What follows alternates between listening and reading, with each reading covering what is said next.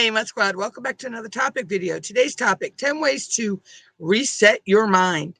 Before we get started, please go down below, hit the subscription button and bell so you know when I post a new video, premiere, or live stream. Also, like, share, and subscribe. So, today's topic is 10 ways to reset your mind. In the last few months, so basically a year, it's been full of ups and downs for me. To give you an idea of what I mean,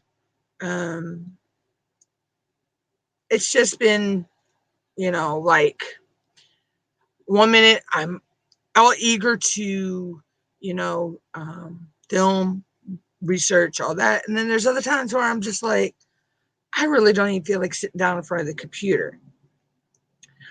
Um, you know, um, it's just been crazy. So let's get into these 10 tips of keeping your mind and sane and resetting your mind. You got to get back into a routine. You probably know by now, I love routines. I really do. I have routines for different things. And it can be, if I get derailed off of a routine, it can be tricky to get back on. But it's so easy to fall out of them when life gets hard or your schedule changes. When I don't feel my normal routine, I follow my normal routine, I start to get lazy and fall into bad habits, which kind of have past couple of weeks, like staying up too late or not eating well, not filming, forgetting to post videos. I'm so sorry I forgot to post a redneck word of the day last week, and that's not like me. Getting back into a morning and evening routine is number one priority for me right now, so I can feel myself again. Stay away from social media. I'm not saying totally stay away from social media, but you need to take social media breaks. We all know that social media has turned into a highlight reel, basically. And sometimes seeing people's perfectly cultured pictures or only makes you feel worse about where you're at this point in your, you know, I also feel pressure to post on Instagram or YouTube, TikTok. Well, not YouTube as much as TikTok or Facebook, Instagram, Pinterest, Snapchat, one of those. Every day sets a huge part, you know, of everybody's on social media. But I simply don't have the energy to come up with anything to post over the past month. Staying away from social media for a week or two definitely helps clear your headspace. 3, utilize your alone time. I definitely value my alone time, and I literally haven't had much of it or haven't been spending my alone time in the best ways. Sometimes you just have to take a whole day for yourself to relax, journal, go for a walk, make dinner, etc., etc., etc., and relish in the act of being by yourself. I know that, I need solid alone time to feel like myself, so I plan to make the most of my alone time whenever I can get it. Meditate.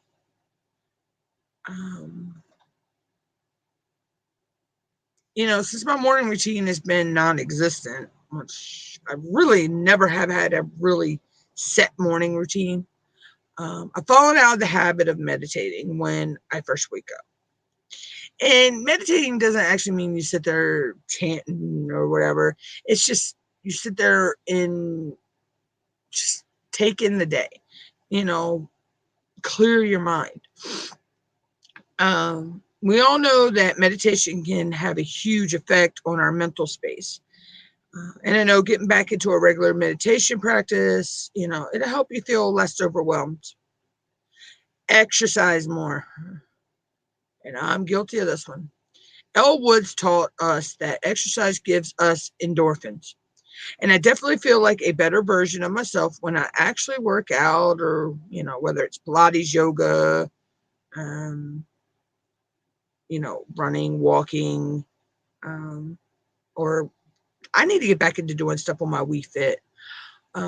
Exercise helps to clear my head and make me feel accomplished. So my plan is to add at least 30 minutes or workout time back into my daily routine. They say you should be active, physically active for 30 minutes a day. 6, read fiction. I'm a sucker for self-help and nonfiction books. Truthfully, I am. I love self-help books and nonfiction books and everything. But I also am a huge James Patterson fan, so I do have my fiction side that I like. But sometimes I am overloaded. I've overloaded my brain with new information, and it only overwhelms me more. There's nothing quite as magical as getting lost in a fiction book where your only task is to create the visuals of the characters and settings in your head. And believe me, if you are a James Patterson fan and you read James Patterson books, especially the Alex Cross series, you can really get lost with imagining that whole scene that you're reading, that when you're reading a page of his book. Fiction encourages you to use your imagination in new ways. And I think that's the perfect antidote to an overwhelmed mind. Yeah, I do too. Write it out. Keeping all of my thoughts, fears, and worries bottled up inside me does nothing to actually benefit me. I've always turned to writing as an emotional release, and I know that I need to write through my feelings more often instead of keeping them locked inside. Getting things out of my head and onto paper gives my brain and my heart a chance to rest.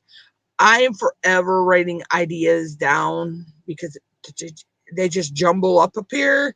And if I don't write them down, within a couple of hours, I could forget a whole list of ideas that I had. Listen to music. I do this one a lot, especially when I'm editing or pre-posting videos or researching videos. Music can be so therapeutic when you're struggling. And I found that I feel more at ease when I have something playing in the background.